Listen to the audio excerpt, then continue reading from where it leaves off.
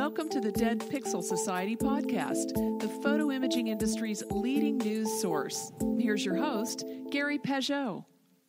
The Dead Pixel Society podcast is brought to you by Media Clip, Advertech Printing, and IP Labs.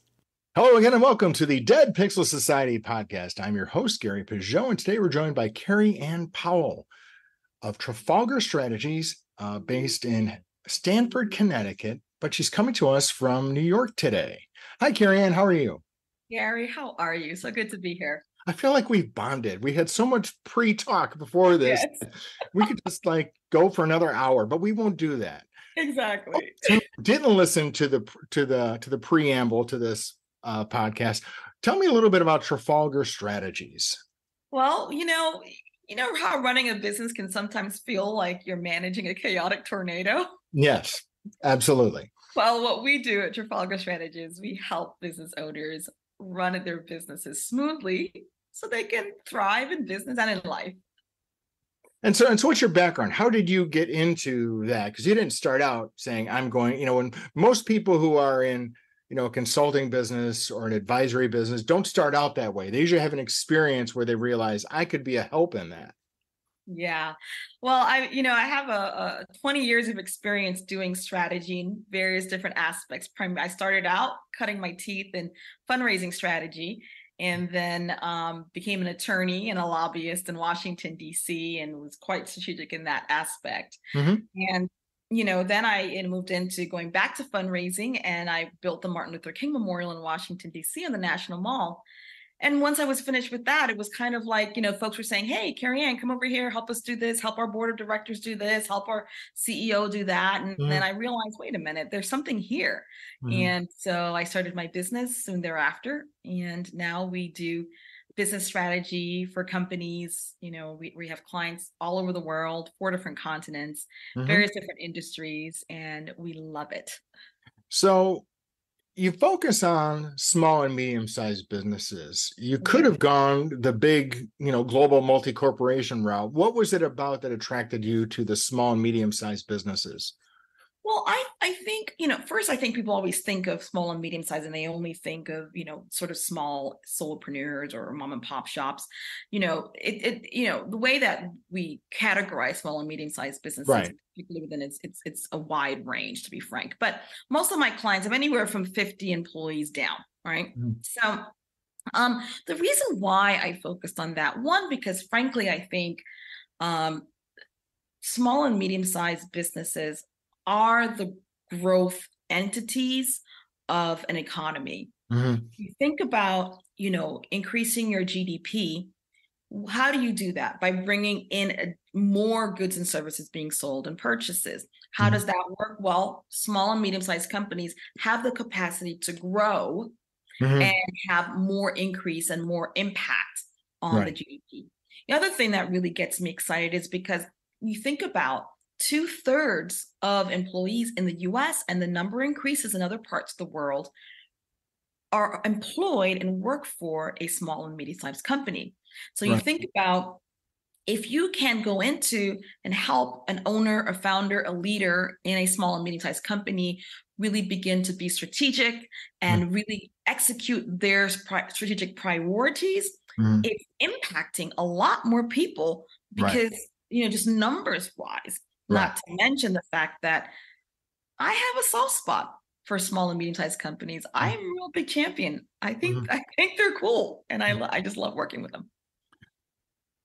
So that's an interesting point, because I think if you look at the business media these days, I read the Wall Street Journal, and it's almost always about a publicly traded company or some giant company, but most of the economy is driven by private companies, family-owned companies that are just, in this industry are the vast majority of the people who are growing this economy. What are some of the things that when you talk to, let's say, a company, let's say, for example, you're talking to a production facility, like in our industry, and they've got 40 employees, right? And they're looking for growth. They have production down. But, where would they start? Like, where does the strategic process even start? Do you have to even be aware you need a strategic plan? Well, again, I'm a business strategist. They often say, every one of us, if you have a hammer, everything's a nail kind of Right, thing. exactly. But I really do believe, I truly believe everything is about strategy. It's core. And so if you think about any big thing that you are trying to achieve, once say a manufacturing company decides that they want to change, they want to get to a certain point, then one needs to sit down and decide what's the strategy. And so it's not really, and I, Gary, when I say that, I think it's important for me to be clear. When people talk about strategic planning and developing strategy, there's this myth out there and this feeling that somehow it's way up in the air, all the way up in the heavens. And so it's not very attainable. It's not touchable. When I talk about strategy, particularly as it relates to SMBs or SMEs, depending upon what part of the world you are, you really do. I bring it down to the ground. It's not just about this ethereal thing that one is doing out in the air. It's bringing it down to the ground. So if you want to do a thing, change a thing in your business, move into a different direction, then the most important thing is understanding what the what is. Okay, being clear about what the vision is, and then developing a strategy to be able to get there. So, again, there's a lot of talk about strategy in the sense that, everyone feels they need one, but there's a lot of folks who, like you said, the solopreneurs, the retail shops and whatnot, who don't feel they either have the time or the need for one. They just go in, turn the key in the morning, fire up the cash register, turn on the computer, and maybe turn on the printing equipment, and they're ready for the day. And then they turn it off at the end of the day. And that's their strategy, is to get home by 8 o'clock that night. So why is it beneficial for that type of operator to have a strategy? Truth be told, that strategy is more important for that type of operator than for the big dogs. Because if you aren't really clear about what the peak is for you, what's the goal, what's the true north for you, you end up building a business that you don't even like. And you're stuck in it because you've invested all this time and money. Right. And so you don't really feel comfortable leaving it, but then it impacts the quality of your life as the owner, and it impacts the quality of your family, the quality of life of your employees. And frankly, you're not serving your customers that well either, if there's no true direction. So I think if you are, the smaller you are, the more you need a strategy, to be honest with you. And it's connected to your why. Why are you doing the thing? Well, it's interesting as that, because a lot of the people in this business, right, when I'm saying the photo industry, the printing output business, they got into it for perhaps technical reasons, or there was a big opportunity, right? When film was the primary capture medium, it was like printing money. If you ran a good operation, you could make a lot of money, because they were on every corner. I don't know if you can, I'm not going to guess your age, but no. I've got, but if you remember the 80s and 90s, they were everywhere. Right? On every mall, every corner, there was, every Walgreens, every drugstore, there was 1 hour processing, and that changed. So maybe their why changed because of technology. Yes. What do you talk to somebody who like right now, no matter what industry you're in, there's a change that's happening, whether it's a technology change, a demographic change, a cultural change that may have changed the reason why you got into this to begin with. Yeah. What is your advice to those people? That's a really good question, Gary. One of the things that I always focus on when a founder, owner, leader comes to me straight and be like, okay, here's what we're trying to do. If the owner, the founder is still working in the business, even if they're working in a leadership level, chairman of the board, or if they're working, meaning like they're in the shop day to day, whatever role, if you still have your hands on the business, I always first start with, what's your life plan? Right. What do you want in your life? Right. And then we look at the business vision and tweak if there's misalignment between the life plan, meaning what you want in life, and it's misalignment between that and the business vision, what do we tweak, Gary? Not the life plan, the business vision. Okay. So I think that a part of this is the why. It comes from the innards. It comes from the within. Mm-hmm. And that is why if you can come from the within as to what you want, then you feel more comfortable looking at your business vision and saying, this business vision Mm-hmm. worked for me 20 years ago, Right. but it no longer is serving me today. Right. And I can have the courage to decide to change the business vision. Right. And, and many of them have. I mean, that's the great thing about this industry is many of them have said, I need to change my staffing. I need to change how, I need to bring on younger people. I'm not going to offer as many services in my shop as I used to, because frankly, I don't want to be here till midnight, cutting canvas and putting together stretcher bars. I don't want to be doing that. So I think that's a great piece of, Gary, I'll stick a pin there. This concept too of, I don't want to be here, till 11 o'clock at night. We're going to shift some of the staffing. Those are the tactics that you're going to use to be able to get to the business vision. And when I talk about the business vision, though, I'm really talking, there's sort of three components that I often talk about that's what is a part of your business vision. Mm-hmm. One of which obviously is your purpose for existing. And when I say, I don't want, to think about, those long vision mission statements that nobody ever reads, but deep down inside, once you have your life plan all structured and you're clear about what that is, the business vision includes three components: your purpose, meaning the business purpose, right? The business values, and the core strategic goal. The business purpose is just a short, pithy statement that has the kind of fire that speaks truth to what you're truly in the business of doing. So for instance, in my business, we say we're in the business of helping businesses thrive.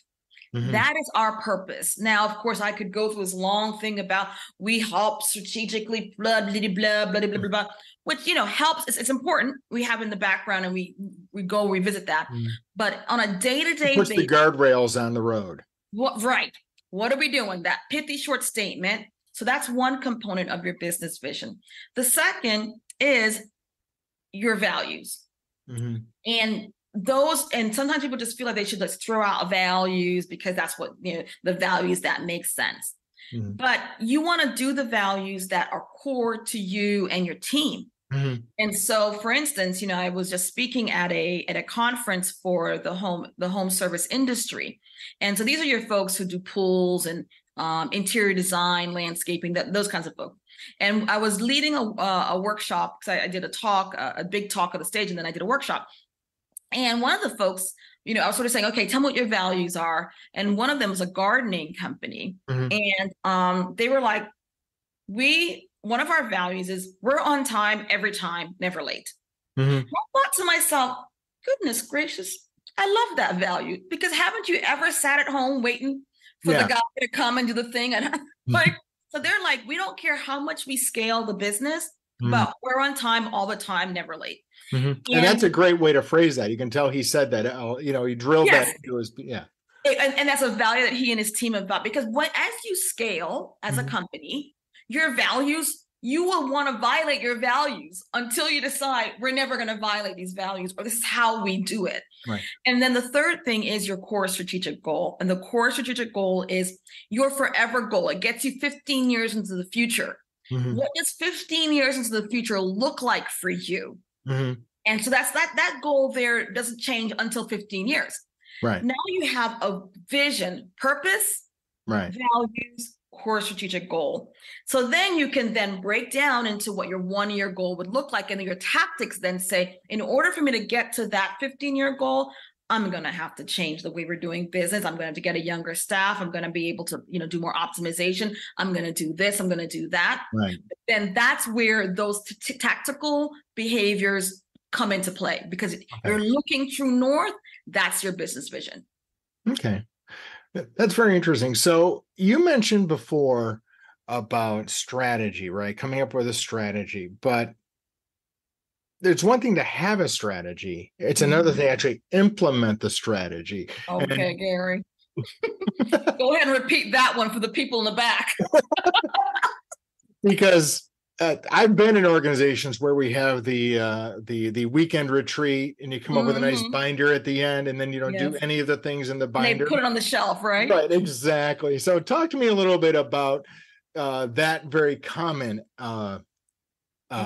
happening in a business. And it's funny, that's how I, again, I've been doing strategy since I was very early days. First of it was me being a part of strategic planning processes in the organizations when I was junior staff. And then as I was beginning to sort of lead them myself, and one of the things that I realized early was like, wait, we do these like full 3-day offsites, and it's fancy schmancy, and we got the whole thing. And then it's all in a nice leather bound binder, because back in the days, right? And then it's sitting on the shelf of the CEO's office, and all the VPs. And then we never see how we're really implementing it. And on a day-to-day, the people on the team don't know how their behaviors are actually impacting this grand vision that everybody went to some offsite to do. And that is why I often say, there's a big thing called the strategy execution gap. It's a part of the lingo in business, and everyone knows it exists. And guess how many strategic plans don't actually get executed? 67%. Wow, that's crazy. 7% fail, and it's because of poor execution. As a result, there's lots of conversation in strategic business world and conversation that I've been a part of, where people are often like, oh, well, the strategy and then there's execution, and they're two separate sort of business ways of existing, and so you need to have the people that are strategic and the people that are executing. I believe that there is one coin, okay? And the one coin is, one side of it is strategy and the other part is execution, but it's the same thing. Or the other way I like to sort of describe it is, developing strategy is like a funnel. The top is like, upside down, whatever, pyramid or whatever. The top part, which is the big base, that's where it sort of talked about understanding your core strategic goal, blah, blah, blah, blah, blah. The blah, blah level. Right. As you move down the funnel, imagine it's like really dark blue on the top. And then at the bottom, the tip of the funnel, it's white almost, okay? Or gray. And think about strategy and execution beginning to merge, but you really don't know when it you guys are color people. You don't know when it's like a good shade. You don't really see where the difference is, but you know at some point it's no longer dark blue. It's now like white. When did that happen? It's the strategy. It's a continuum, but you're not exactly sure where. You're not exactly sure. And so the execution part, which I spend a great deal of time working with clients, and it has to work based on how your organization operates. So if you don't have an operating system in your organization, meaning how you do the thing, not how you fulfill your customers' needs, but how you guys operate within the business, it's very difficult to get execution well. So the goal here is that the more you move down, it becomes more granular. So we talked about core strategic goal being 15 years. Then we started talking about what a year 1, year 2, year 3 goal would look like. Once you get to year 1, then you start moving into what are your focus areas and objectives. Then you switch a little bit, because then you're adding some tactics to that. Then you're including in the tactics what will be the key performance indicators. You're looking at what the metrics are. You're moving further down, what would be your quarterly goals, which really, in the truth, to be honest, Gary, quarterly goals, the only thing that really matter in the world. And then what are the monthly things that you're tracking? What are the weekly things you're tracking? And to the point where you're gradually, and people resist this, but it is important. Right. What would be your day-to-day activities? How would you measure it? How do you know that it's there? So if you are saying, hey, look, well, our goal is to hit 500,000 in revenue or $1 million this particular year. All right. It's to the point where you're bringing it all the way down to what would a daily behavior look like that would get you to $1 million this year. And you're measuring it to the point where it's anal retentive, okay? Because that is where execution happens. It happens in the mundane. It happens in the boring. How do you get buy-in then at counter level, right? Because you got the owners of the business. I'm just, typical situation. You got the owners of the business, and they do the offsite. They come up with the binder. Maybe they had a team meeting with everybody, and everyone kind of threw in their 3 cents. And it would be really easy if we had this type of tape in the shipping room, and those kind of like the tissue issue kind of things. Oh, this will make me run better. But like you said, you can set the strategy up here at blue level, but as it filters down to white level, you may have some turnover at white level. You may have some promotions that take people from white into gray or whatever. And so how do you convey that strategy? Because it sounds like it's a continuous process. It is. So there's 2 things that support that, and I'm really glad you asked that question. There's the leadership side of things, how you're leading, and then there's the practical operating system part of things. So we're going to talk about the leadership part of things first. Mm-hmm. I don't, if anybody's telling me they're just going to go off site, them and they, and all leaders, and they're going to go golfing that particular weekend, and then you come back and do a debrief. I'm sorry, but that never works.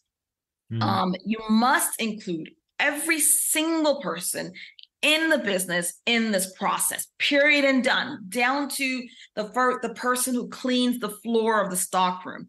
Everyone needs to be a part of this. Now, I recognize there are some things that are private, and you want to. So I often do what we call a shadow strategic plan with the CEO, the founder, the leaders, and we do a thing where it's like, okay, let's look at the numbers, whatever. So there are some things that you don't share with your team, and I get it. I'm not like living in la la land, right?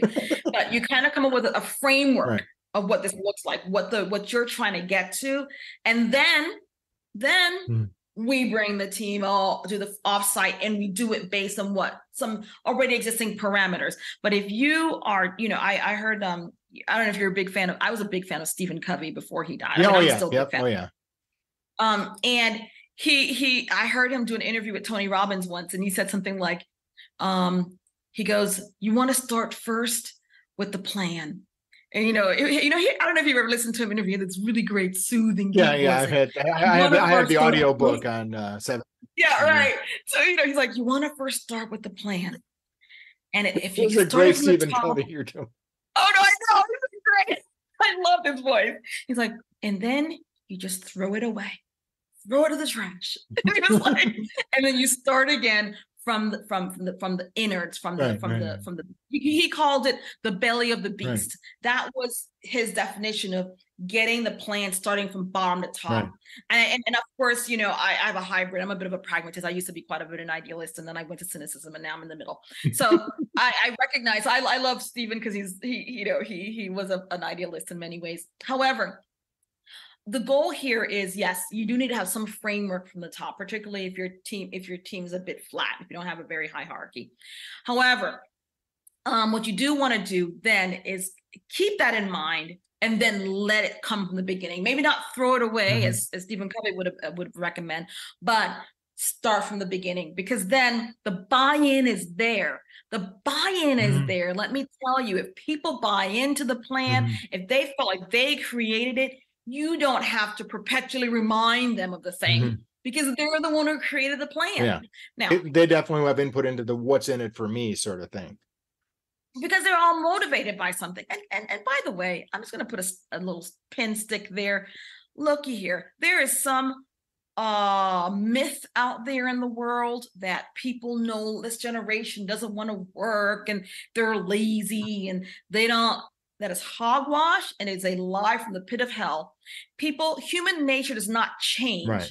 People want to work, and people want to work for something bigger than themselves, a vision bigger than themselves. So if your folks aren't motivated, first, you may not be hiring well. Okay. Hire self-motivated people, hire people that are pulling you along and you're like, hey, hold on, right? And also, you are not inspiring. You are not inspiring people. You are a bad leader. Learn to be a better leader. No one comes out of the womb being a good leader. Okay. So just don't be like, oh, I have the shame of, look, no one grew out of the womb, but you can learn to be a good leader. A part of that is being inspired. So I'm just going to put that little stick in the pin. Okay. Now back to the leading part. So the other thing you need to be able to do is remind people there has to be touch points as to what it is, what we are doing. And people receive information, are reminded of information differently. So what does that mean? You might need to put something on the wall, okay? Because some people are visual and it's someplace close by. Maybe their computers are completely pops up.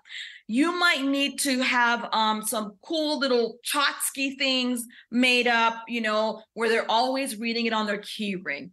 You might have to have it on the t-shirts, whatever the thing is. You may need to have image stuff like graphics to people. You may need to verbally say it every meeting about the things that we're going. I listened to, are you a fan of Donald Miller? He's the one who wrote the story brand concept of marketing. And he was talking about literally, he had a client that would walk around his office and stop people and say, I'll give you $100 if you recite what our values are, what our purpose is, and what our core strategic goal is. And if someone couldn't get it, then of course they didn't get the $100. And then the next one, whatever motivates your team, even though they created it, life is distracting and business is distracting. You want to perpetually bring it to the forefront every single time you exist, every speech you make. And when Kennedy was trying to get us to the moon, I mean, it was perpetual, right? We're going to the moon. We're going to the moon. We're going to the moon. And guess what? We went to the moon. So just because you know that they're excited about it off the offsite and they were part of creating it, you also have to bring it to the forefront, and it has to be connected to something that they're excited about. So that's the leadership part. Okay. On the other side is tracking, metrics, operating systems. That's vital. So depending upon your business, you may be able to simply do a spreadsheet, and every week, whoever's in charge of that one objective or that one thing has to go in and track and literally enter whether or not it's, I like the red, yellow, green method, because then, you can kind of tell, is this project, is this objective, is this metric, did you hit the goal? No, then that's not a red. That's a red. And that way you can track it. Or there are so many SaaS products out there. It's crazy the amount of tools out there. It's crazy. It's now back only the big dogs used to be able to afford it, but now small and medium-sized businesses can afford these software systems. One of the ones that I work with my clients with is 90IO, but there's 90IO, there's Rhythm Systems, there's Cascade. All those three I recommend. You go in, you upload your whole strategic plan in there. And what we do with our clients, we actually had 90IO basically create our methodology in it. And so basically our clients, once we do the strategic plan, we upload it, we assign the roles and tasks to each person on the team. They're responsible for perpetually updating it on a weekly basis. How often do they do that? I didn't catch that. How often? I think a weekly basis, Gary. And then the CEO, who I connect with on a regular basis, goes in on his dashboard and he can be able to just sort of see big picture. Okay, here are the major objectives and here are the products that are driving the objectives. Oh, this is green. Okay, don't you worry about that. That's green. Good. Yellow over here. Red, what the hell? And then he knows who to go to say, give me a sense like, how can I support you and your team to get you to yellow and green? Right. So that's a very different way of managing, though, than it used to be. The old, what I think they used to call it the managing by walking around sort of method, which has its advantages, right? Because then you can do the $100 quiz, right? You can do that sort of thing. But it is very, and And I think people at one time would have like seen a system like that as almost being intrusive or being like micromanaging and everything. But I think if you're able to convey this is a organization-wide process, we're not just picking on you as a person, that even the CEO has to do these things. I think that'll be the reception is much better. Is that correct? Oh, for sure, for sure. Here's the thing, right? Again, I don't know. Did you watch the documentary on like what happened when with Boeing, the Boeing Oh, airplane that yeah, I did watch that. Yeah. Okay, so you know how they were sort of looking historically how everyone on the Boeing team, when they were all based in Seattle, had the power to basically say this is not right when they're building a plane. Right. And so it's the same thing. Everyone on the Boeing floor, even if they were quality control or if they're one of the engineers or whatever role they had to play, everyone believed that airplane that they're putting out was their product. Right. They owned it. It wasn't just it not just belonged to the CEO, it belonged to everyone building it. And if there was anything that was not up to par, was not up to their standard, anyone had the right to pull it, to stop the line and say, nope, this needs to be fixed. Right. And that is what got Boeing to be one of the best companies in the world. Right. Okay. In the world. Right. And so I'm not dogging Boeing now, but Boeing back then would never have put that plane on the ground, in the air, and had cut so many corners. The Boeing of yesteryear would never have done that. And that just for the listeners at home want to look that up, I just Googled it while she was talking. It's called Downfall, the Case Against Boeing, and that is on Netflix. And that's about the crash of the Boeing 737 MAX that crashed a couple times, actually. And 2022, so very recent and worth watching. It's very, very good because the MAX was, if you think about it, right? The MAX, again, this goes back to there are a couple of elements that are really important when you start talking about strategy. The MAX was their version of innovation. Right. The problem was because it was environment, it had less fuel. Right. It was fuel efficient. And the thing was, over years of them not doing it right, Airbus, which is the European competitor of Boeing, was getting more market share. Right. And so they started cutting corners and hadn't been doing the innovating part in the business. Right. And so they kind of got caught with their pants down because they were like, well, Airbus had come up with a great energy efficient airplane. And so all of their longtime customers were now buying airplanes because it was energy efficient. So they said, oh my God, fuel efficient. You've got to get this out faster. You've got to get us out fast. And they started cutting corners. They started not allowing the same systems that were in place before. I'm telling you, Boeing's never crashed. They, as a plane, as a manufacturer, everyone knew if it was a Boeing plane, they just don't crash. Right. So for them to then have airplanes falling out the sky, it was like weird. It's like, wait, what's happening? And a part of it is that the documentary will show you that a part of it was, of course, everyone has their own reasons, blah, blah, blah. But really the truth is because they moved away from people owning the business internally, all the staff owning it and saying, look, we are making a plane.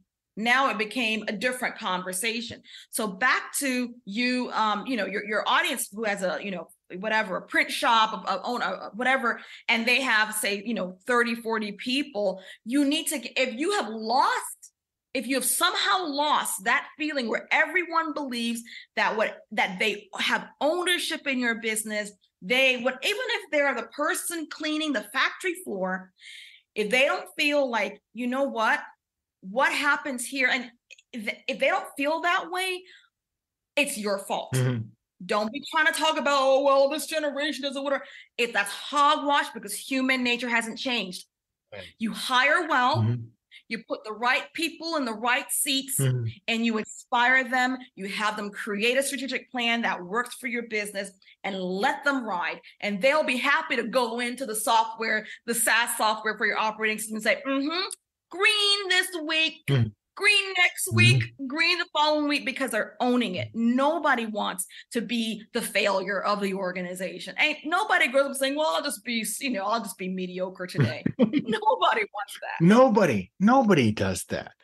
So where does someone go to learn more about not mediocre with Trafalgar and your company? Well, you know what? I'll tell you what. I'm a human being. I love to connect with people. So if you're on LinkedIn, that's where I hang out, is LinkedIn. Send me a message, be like, hey, I'm a part of the Dead Pixel Society, baby. I want to connect. And, say hey, and let's chit chat. I love to just kind of be with other, business owners doing some great things. Now, if you feel as if you're looking like, you know what? I don't really have a great strategy in my business, and it's beginning to cause chaos in the business a bit, then I've got a gift for you. I've got a PDF that you can use to sort of go through and assess whether or not what part of the business is really kind of going haywire, and how do we do this? And you can download that by going to nobusinesschaos.com. Nobusinesschaos.com, because chaos is the enemy of business. So that's how you can connect. Awesome. Well, thank you, Kerry-Ann, for meeting today. We've had a great time. This has been a lot of fun, and best wishes. Hope to see you on your global travel somewhere. Absolutely, Gary. Thank you for listening to the Dead Pixel Society podcast. Read more great stories and sign up for the newsletter at www.thedeadpixelssociety.com.